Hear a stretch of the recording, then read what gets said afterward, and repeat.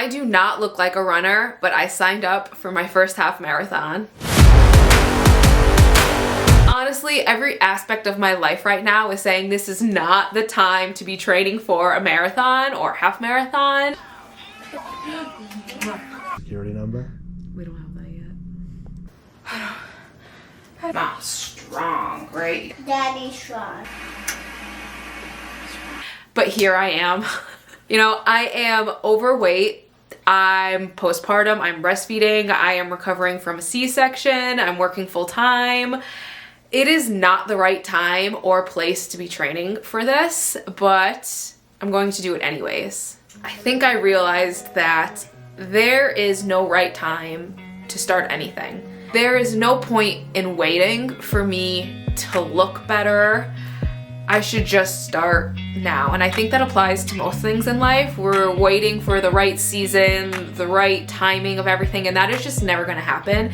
There's a million and one excuses you could come up with at any given time. So I said, let's just go ahead and go for it. And I'm sharing this because I think everyone needs to hear that. There is never a right time to start something. So if you are waiting for a sign to start something, whether it is running or maybe starting a podcast or a YouTube channel, just start it. You don't need to think about it anymore. Just stop thinking and start it. I definitely do not look like a running influencer by any means. I'm definitely not running fast like an influencer.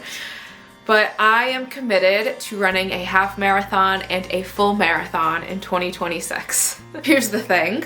I am 9 months postpartum and I look like I am postpartum. I have had 3 C-sections in 4 years, which I do not recommend. And I think this isn't talked about enough, I think, with C-sections, but there's a difference between recovering from a C-section and returning to like normal daily life. Sure, no problem, I could do that. But having a C-section, recovering from that and trying to go to fitness, this is a whole other level that I just wasn't prepared for. Everyday life thing, recovery, fine. Trying to go into fitness, extremely difficult. But we are powering through. We are focusing a lot on strength and our deep core. We're putting in the pelvic floor therapy. Like, we're doing all of the things to get my body in a good place.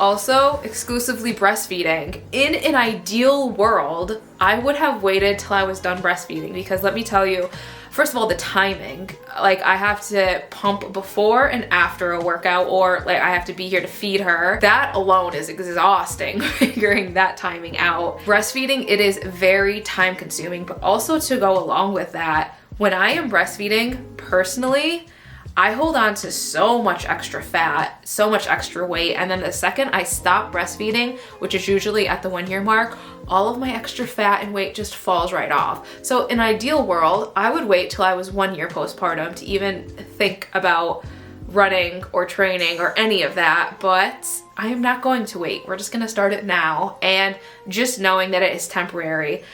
Because a lot of advice out there is like, when you breastfeed, the weight falls off. I have the complete opposite experience. When I am breastfeeding, I hold on to so much extra.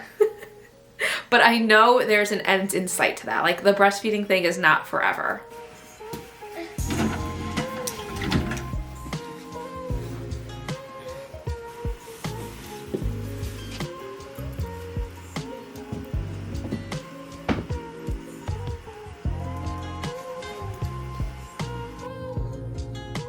And I'm sharing this because life never calms down. I know you could like look at it and be like, okay, when 1 year mark, cross off breastfeeding, life will calm down. But no, it won't, because then I'll have a toddler who is sprinting everywhere. Like, every phase of life, sure, some things calm down, but other things ramp up. And that is why there is just never a perfect time for anything. You just have to start. And that is why I'm sharing it.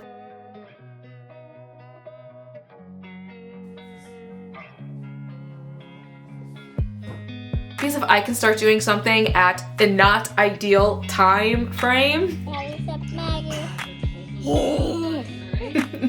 and I can commit to it and I can actually do it, which it's silly of me to say that because I haven't even done it yet. I'm taking you along my journey in hopes that I actually do this.